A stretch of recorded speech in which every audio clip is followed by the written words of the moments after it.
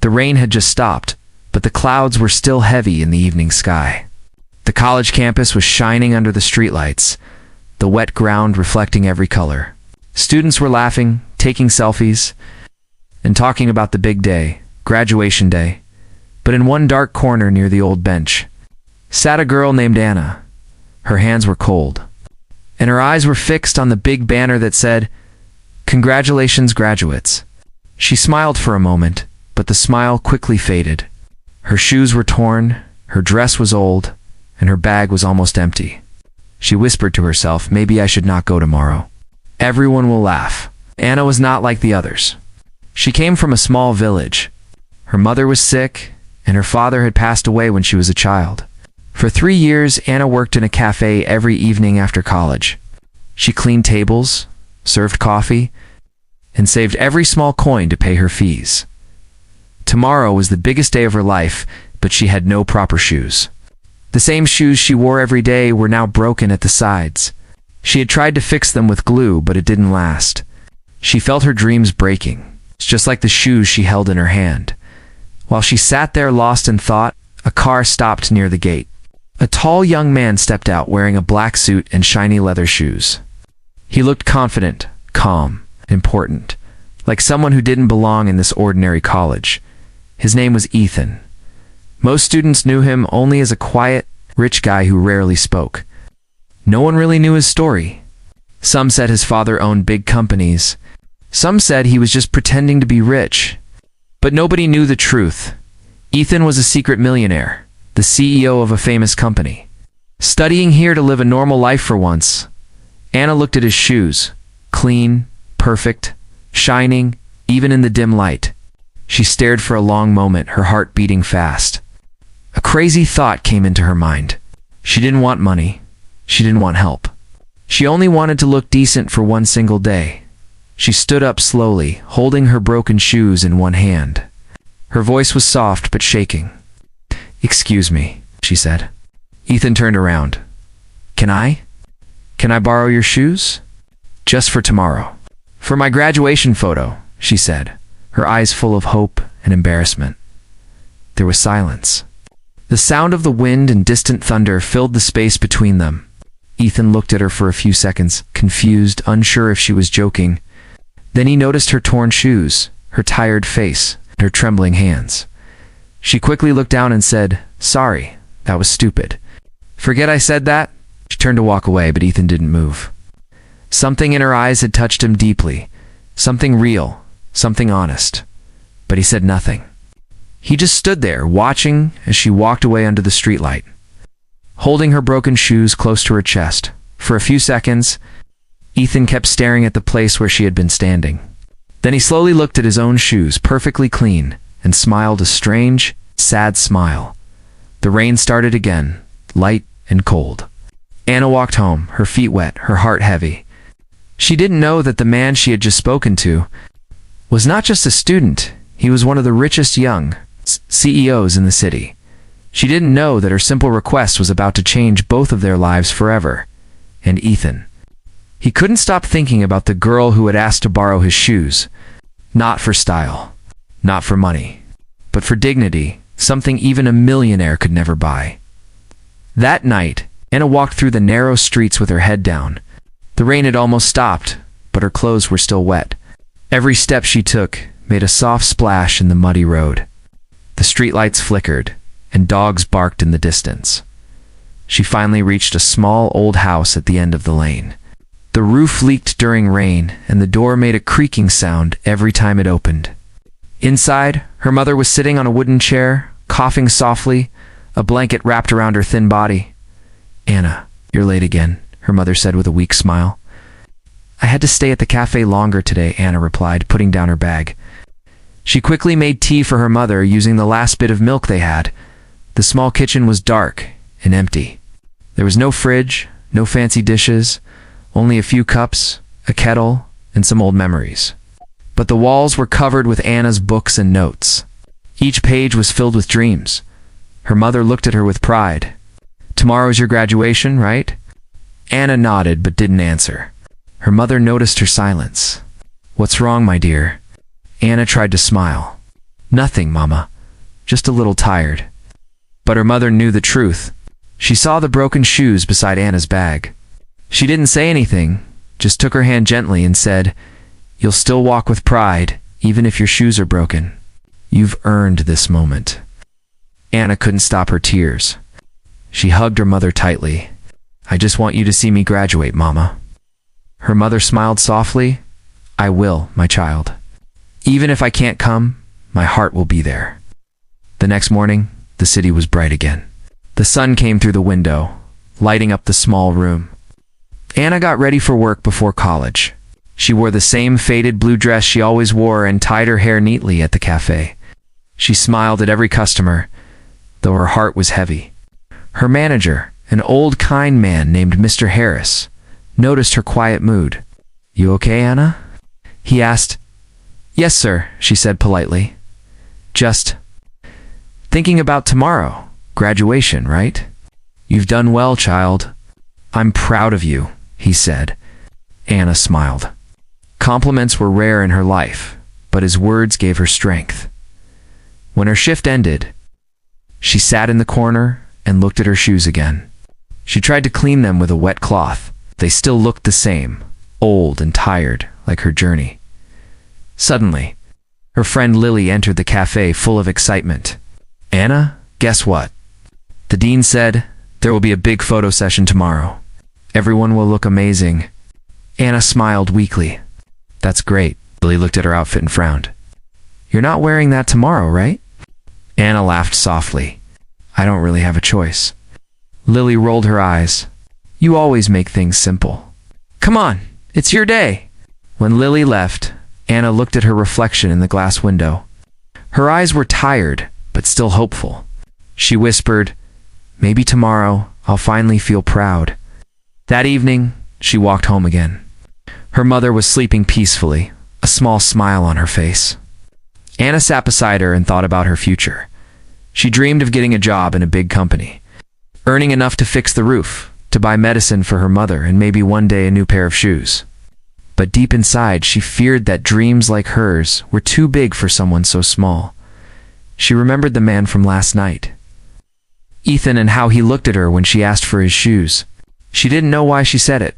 Maybe it was courage, maybe desperation, but something about that moment kept replaying in her mind as she closed her eyes. She whispered softly, "Tomorrow will be different. It has to be." And somewhere across the city, Ethan sat in his luxury apartment, looking out at the same sky. He couldn't forget the girl with the broken shoes. He didn't know her story yet, but something in his heart told him he was about to find out. The city never really slept, and neither did Ethan. He stood by the wide glass window of his apartment, staring down at the lights below. Cars moved like fireflies in the night, and the sound of rain returned softly against the glass. But Ethan's mind was not in the city. It was still with the poor girl who had asked for his shoes. Her voice kept echoing in his head. "Can I borrow your shoes? Just for my graduation?" He had met hundreds of people in his life.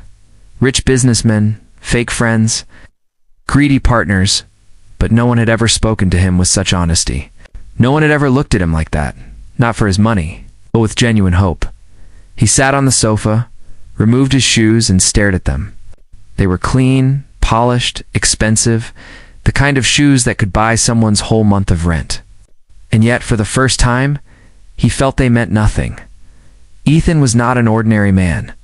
At just 24, he was the CEO of Morgan Industries, one of the city's biggest companies. He had inherited the business after his father's sudden death 2 years ago. But instead of enjoying his wealth, Ethan felt lost.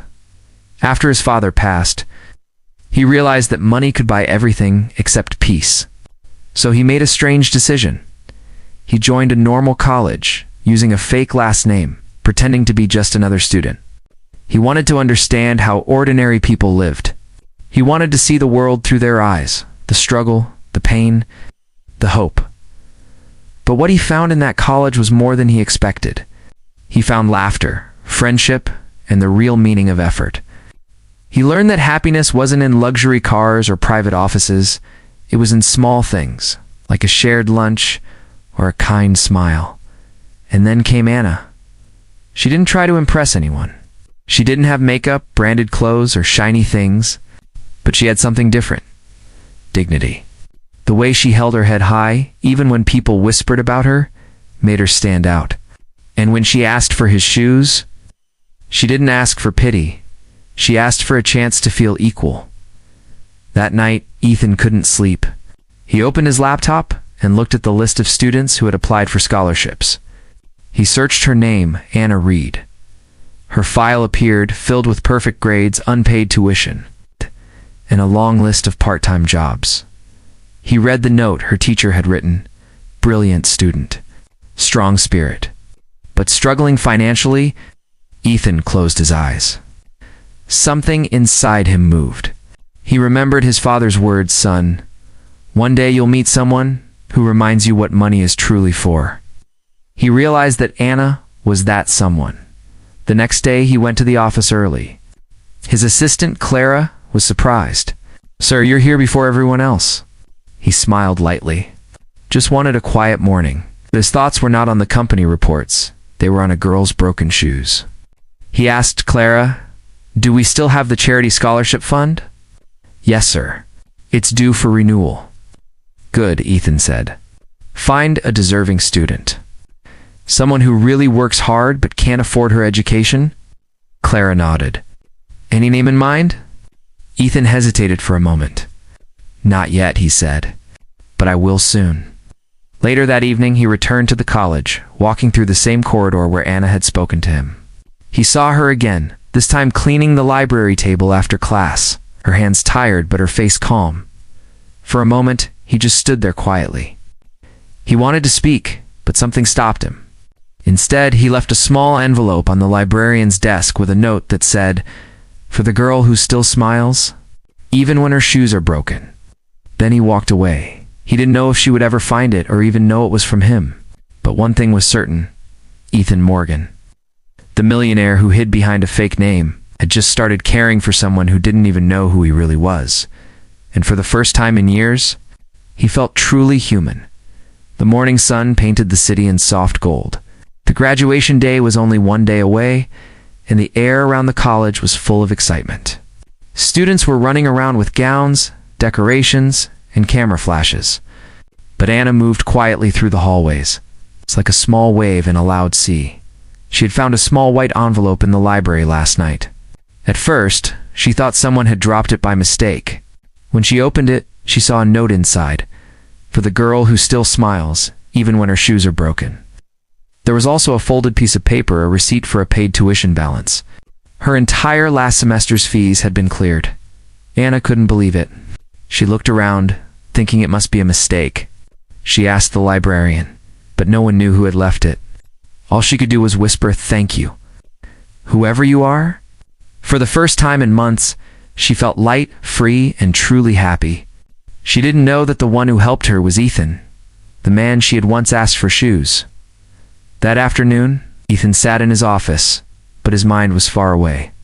He had been watching Anna from a distance, not out of curiosity, but out of quiet admiration. He admired her strength, her kindness, and the way she carried herself despite her pain. He couldn't stop wondering, why does she feel so familiar? There was something in her eyes, something that reminded him of a memory he couldn't fully recall. He opened his old family photo album, something he hadn't touched in years. Inside, there was a picture of his late mother, smiling weakly in a hospital bed. She was holding the hand of a small girl, poor, scared, but full of hope. Ethan leaned closer. The little girl's face looked familiar. He turned the photo around. On the back, his mother had written in soft handwriting, "The kind girl who brought me flowers when no one else did." Her name was Anna. Ethan froze. His heart raced. Could it be the same Anna? He remembered that time years ago, before his mother passed away. She had told him a story about a poor girl who sold flowers outside the hospital. Even when she had nothing, she bought his mother a small flower every day with her little savings. "She has a golden heart," his mother had said. "If you ever meet someone like her again, never let her go." Now he realized, it wasn't someone like her, it was her. The discovery shook him deeply. He stood up, pacing the room, trying to process everything. The poor girl who once comforted his dying mother was now struggling in the same city, asking to borrow his shoes. Life had come full circle. He decided he couldn't stay silent anymore. He wanted to help her, but not with pity, with respect. He wanted to give her the chance she truly deserved. That evening, he went back to the college again. He saw her standing under a tree, talking to her friend Lily, laughing softly. The golden light touched her face, and for a moment, he saw the little flower girl again, innocent, kind, unbroken. He took a deep breath and walked closer. But before he could speak, a call came from his office, an emergency meeting. He stopped, looked at her one last time, and turned away. Later that night, Yana found another small surprise waiting at her door. A brown box wrapped neatly, with no name, only a note. Dreams don't need price tags. Inside the box was a pair of beautiful white shoes, elegant, simple, and perfect for graduation. Anna held them in her hands, tears filling her eyes. She looked up at the sky and whispered, "Thank you, God, and thank you, whoever you are." Across the city, Ethan watched from his car, parked at a distance. He saw her smile, her joy, her tears, and he smiled too. He whispered softly, "You gave my mother hope once. Now, it's my turn to give it back to you." He didn't know it yet, but the next day, graduation day, would not just change Anna's life. It would change both of their destinies forever. The morning of graduation was bright and beautiful. The sun rose gently over the city, painting the sky in soft pink and gold. Birds flew above the college building, and the sound of laughter filled the air. Everyone seemed excited, everyone except Anna, who stood quietly near the gate. Holding the white shoes in her hands, she still couldn't believe they were hers. The shoes fit perfectly, like they were made just for her. She looked at them again and smiled. For the first time in her life, she felt confident, not because of how she looked, but because someone out there believed in her. She wore her graduation gown carefully. Adjusting the cap in front of a small, cracked mirror in the dressing room, her heart was beating fast. Today, she whispered to herself, "I'll make Mama proud." At home, her mother was watching the ceremony on a small borrowed phone. Her eyes sparkled with pride as she whispered a prayer for her daughter. Meanwhile, Ethan arrived at the college early, wearing a simple gray suit, not his usual expensive one. He didn't want anyone to recognize him as the CEO. To everyone, he was still just Ethan, the quiet student. But today, he had planned something special. Behind the stage, his assistant Clara was waiting with a folder.